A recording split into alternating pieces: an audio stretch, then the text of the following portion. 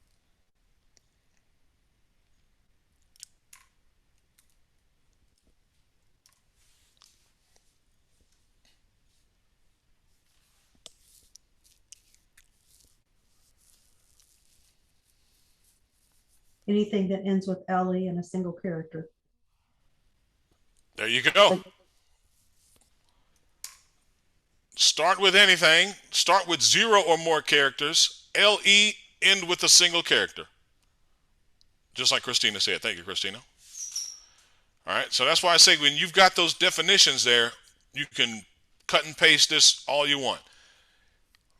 And there's really no reason to use a asterisk and a question mark next to each other, because you'll have like 0 or more characters plus 1 character. It doesn't always compute, right? So you got to be careful how you use those two together. All right, so now let's go into, maybe, because you all have been catching me. If somebody's been quiet and they're not following, I'm sorry, but it seems like everybody's catching on. So we're trying to move through. So how about this one? Square brackets, not curly braces. This might be a tough one.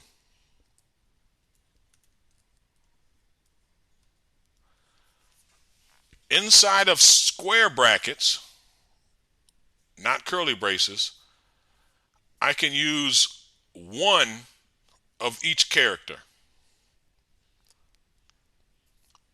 Let me hit enter and it'll make a little more sense.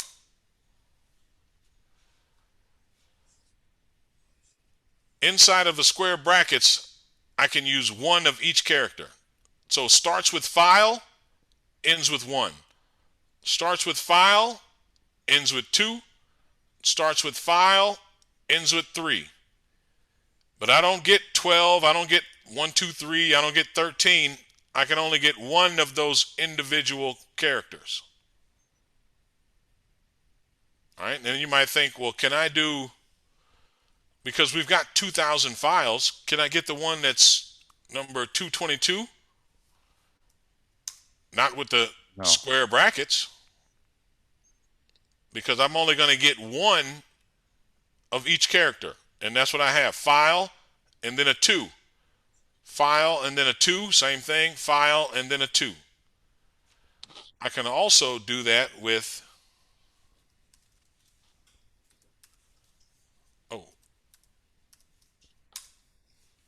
I can represent 1 through 9, but I'm only going to get one occurrence each time, meaning file in a 1, file in a 2, file and a 3. Okay, so inside of those square brackets, I'm only going to get one occurrence of each one. Let me illustrate that this way. If we touch mom, mother, mommy,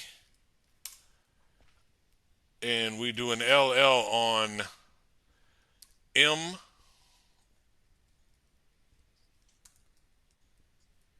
O, M, we just got mom. All right, starts with an M, one character, in this case, one character, and then an M.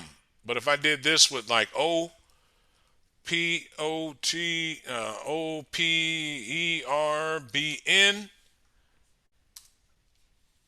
there's only one occurrence of M, one of these letters, and then an M.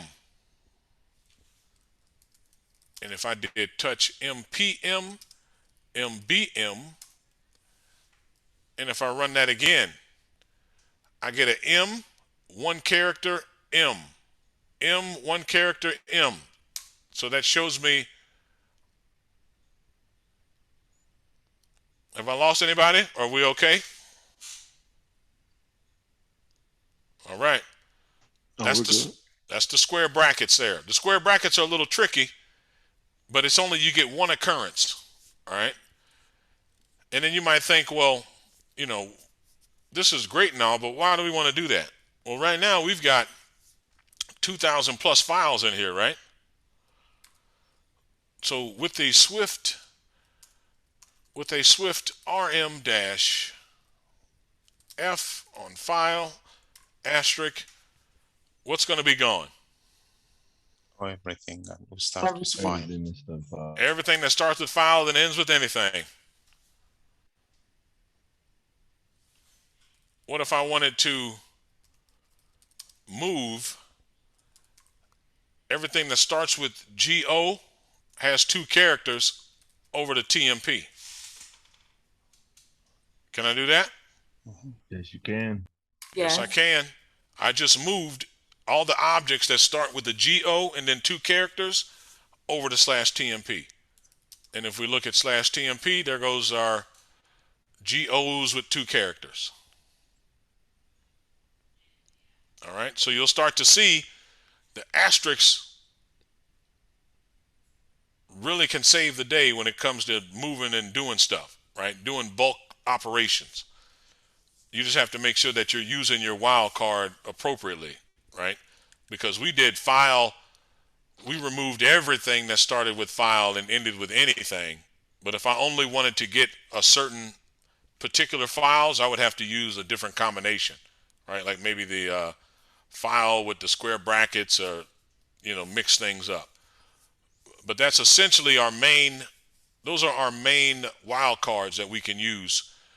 Also referred to as globbing, Globbing. If we go to our resources,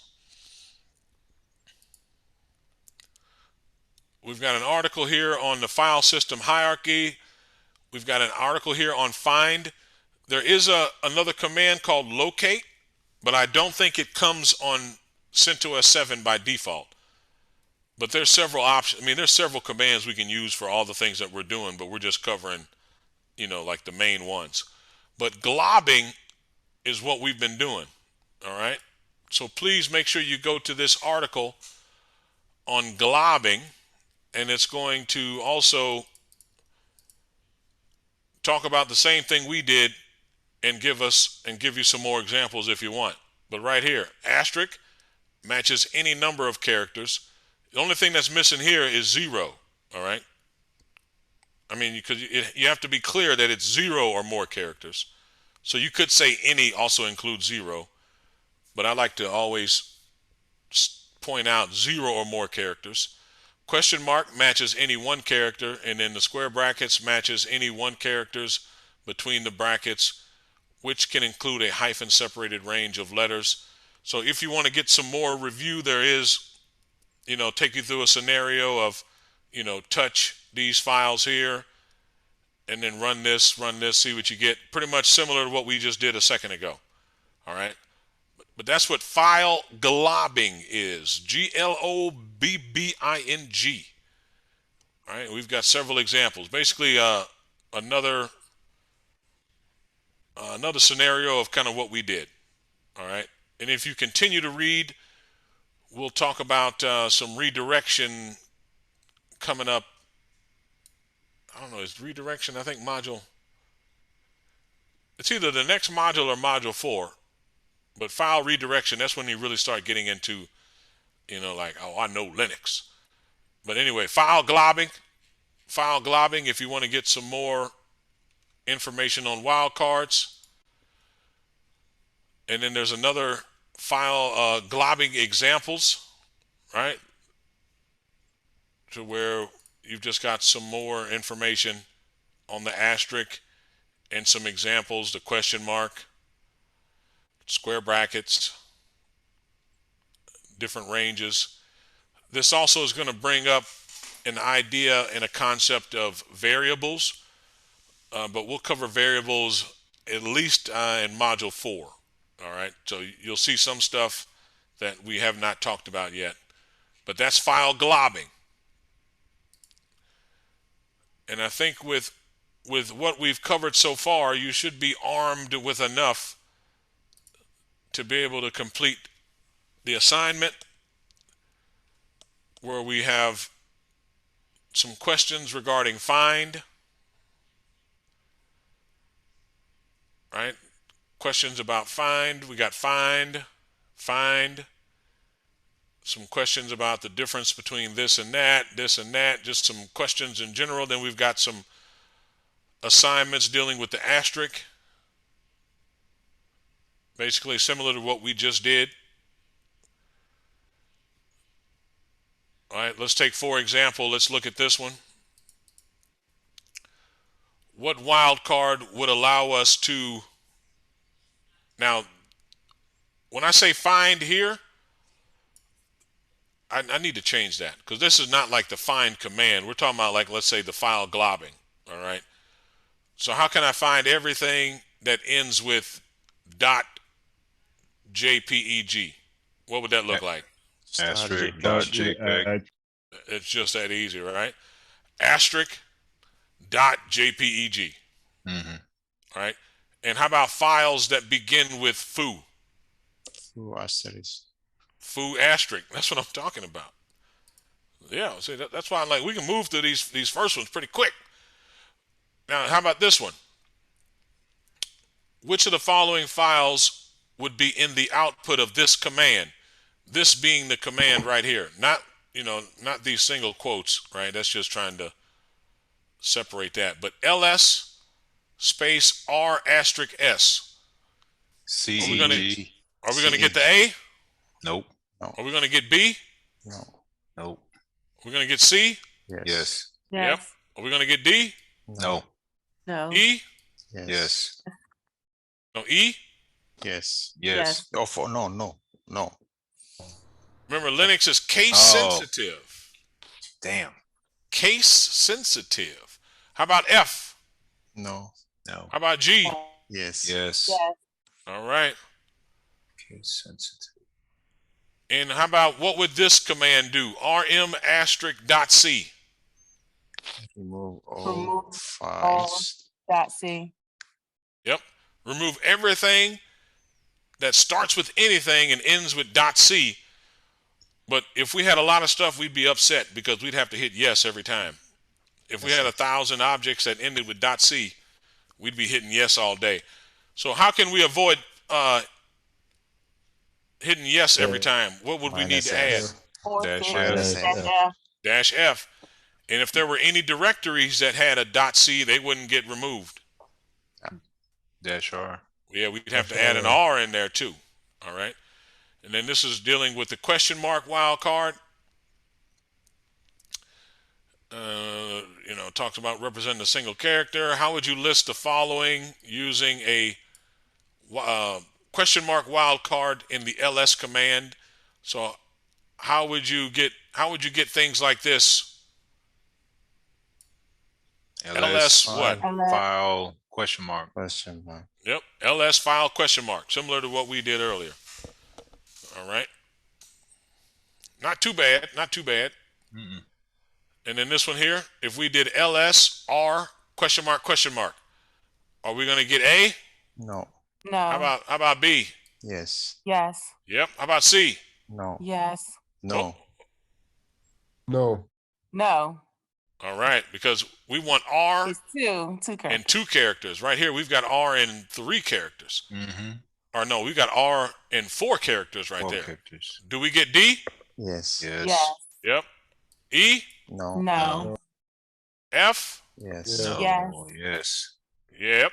How about G? No. No. Nope. All right. How about this right here? If we did an ls, and matter of fact, let's do this right here. ls asterisk dot question mark. If we did an ls on /etc, now there's no spaces here. Asterisk, what did it say? Asterisk dot question mark. Asterisk, I say asterisk dot question mark. Everything with 2 characters. Yep. Under this etc. Yep. Thank you. So inside of the directory /etc, anything that starts with something or nothing but has a dot and 2 characters. You think we're going to get anything? Let's see. Try. Maybe. Enter. We got 1.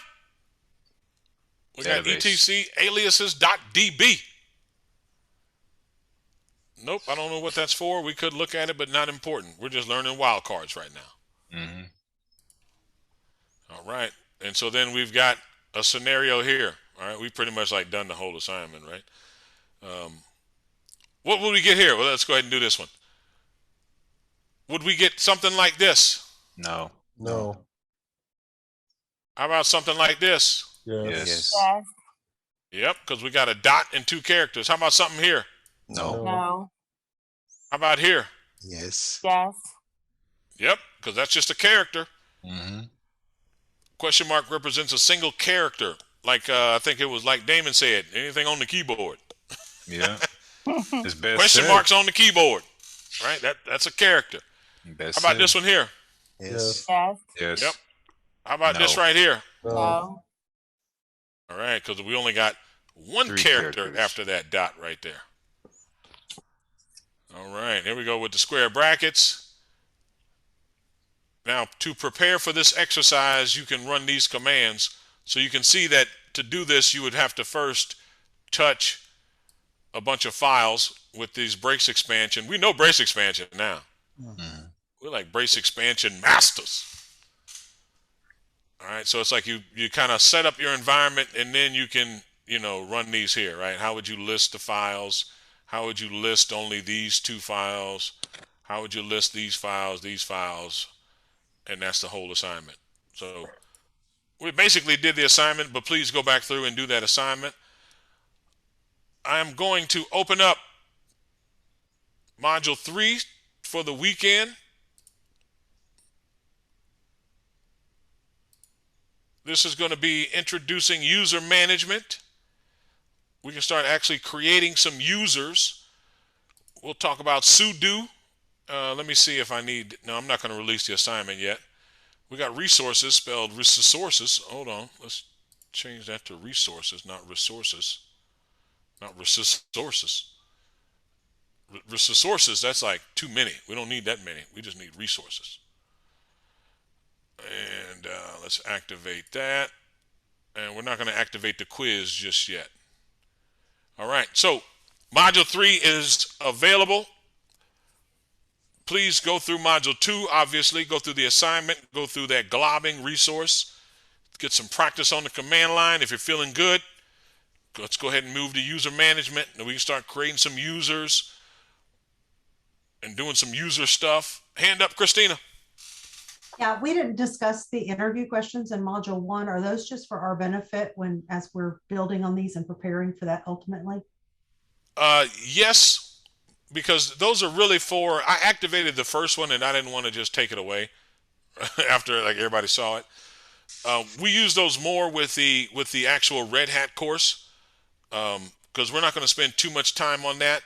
But on the weekends, Alberto is going to be doing reviews every Saturday and Sunday. We're not taking attendance. If you want to pop in for the entire 2 hours, pop in for 30 minutes, pop in for 10 minutes. That's where you could also get some discussion around those interview questions. If you all would you like me to keep releasing the interview questions? Yes, please. Yeah, absolutely. I don't even know why I asked. So if there's something in particular, we can talk about it during class, but we're not going to take a whole class just for the interview questions. But on the weekends, when there's really no agenda, if there were some things that you wanted to maybe touch base on, you can definitely join the weekend review sessions, 7 to 9 every Saturday, Sunday. And that's at a very slow pace and answer questions regarding anything you want. Hand up, Ralph. Okay. Yes. Oh, sorry. Were you done, Christina? Sorry. Well, just one quick question about that. Yeah. I'm assuming they're not the same both days, so you can join either or. Absolutely. Either or, it's totally optional. Gotcha. Whether it could be one person shows up or the whole class shows up. It's totally up to you. Okay, Ralph. Yeah, question. Earlier when we was going over grep, you created the file testing-grep. You used the command vi. And when you did vi and testing-grep, did that create the file too, but entered you right into the file for you to begin your insert? Correct. Yep. So it basically it opened the file up in memory, right? So when I opened up that file, it didn't write it to the disk, Right. but I'm in like what they call VI uses what are called buffers, which Right. is basically a small portion of memory. So we're operating in the memory space, but then once we colon WQ, then we're actually writing it to the disk. So if I did VI, the name of the file, but then I did a colon Q bang, Yes. that file would never be created. Right. Yeah. So that's what happened though. We just started editing the file with a name, and then once we wrote and quit, then it actually got written to the disk. Yeah, because I noticed you didn't touch the file. You just went VI testing dash grep, and it's like boom, you was right inside the file automatically. Exactly. Yeah, Yep. that was kind of cool. All right. So you don't have to, let's say, touch a file and then VI a file. You can just VI the file you want to work with all in the same process. Yeah, you hit the express lane at the checkout. Express lane checkout, you know it. When we start doing redirection, we're going to be really speeding into the fast lane. You don't like that one. Hand up, Damon. Oh, you're muted, sir. Muted. Sorry about that. That's all right. I had my You're muted again. You hit mute. I don't know what happened. Got auto mute going on there.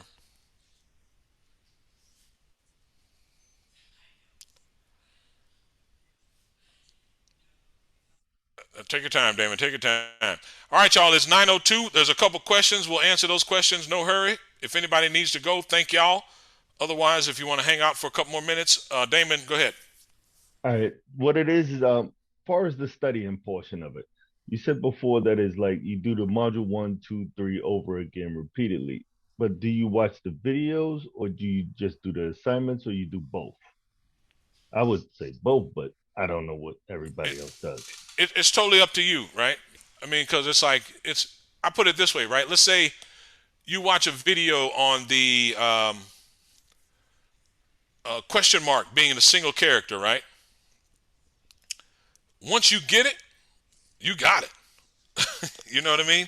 So it's like if you don't ever watch another video talking about the question mark wildcard, that's A-OK because you've already got it, right? If anything, you do, you can maybe go through the assignments a few times just to make sure that you've got it, right? It's like, okay, I did it. Okay, I did it again. All right, I'm going to do it again just because David said do it again. But this right here, I got this, right? It should be to that point to where it's so repetitive that you're no longer thinking about it, right? Right. You see the wild card question mark, you already know it's a single character, right? You're not going across it like, okay, so that's going to be file and right? You got more practice. You know what I mean? Gotcha. File question mark. Okay, file one character. Bam. Right? It should almost be to where it's like, we come to class and it's like, please cover something new. Because I've been practicing this stuff and I'm tired of practicing making a directory. I done made all these directories. I need something else. You know what I mean? So that's the level of practice on your own you want to have to where it literally gets to where it's like, okay, all right, I need some more. Give me something new. You know what I mean? Give me something new. I've already been through the videos. I've been through the assignments. I got it. Asterisk. I got it. Touch. I got it. I can get out of VI now. I'm good. Give me something new. All right? Because after module 4, we're going to really, kick up the pace when it comes to like new stuff that you have to really think about, right? This is kind of all the introductory stuff that we've been covering. And I'm not saying that it's stuff that you don't think about, all right? I'm not trying to downplay it. But eventually it gets to a point where it's like, hey, yeah, I'm ready for something new. Please give me something new because I've been practicing. Hand up, Garrett. Yep, just to touch again on Ralph's point there with the VI, and you're creating a file right there, and then you're just adding text to it, right? Yep, correct. And then, but you had to name it as well, right? Like VI, and then you create whatever the name of the file was, and then you're inside and creating the text inside the file. Yep. Okay, and then colon Q W. Colon WQ. Yeah, colon WQ and then bang, and then you're saving everything, the directory or the file plus whatever text is in that file. Correct. Okay. Yep. Cool. So unless you just like to touch a file first, you can always VI straight to the file. You don't have to do touch and then VI. I got you. Cool. And when we get to redirection, we can avoid all of that. But that's coming up. All right, y'all. It's been real. Y'all have a great weekend. If you can join the Saturday, Sunday session, 7 o'clock, that's great. If not, I'll see you Tuesday. Tomorrow. Wait, don't we Quick have one question. tomorrow? Oh, Friday. Thank you, Friday. Mateos. Friday. Yep. IT infrastructure tomorrow. I'm glad you said something. I would have been here anyway. I'll see you tomorrow. And then I'll say again, join the weekend, and I'll see you Tuesday. Okay. So I'll see you tomorrow. We're not going to be on Linux. We're going to be on IT infrastructure. IT infrastructure. All right, everybody. Bye. Good night. night. Thank you. I'll see you tomorrow. Bye. Bright and early at 7 p.m. Sharp. We out.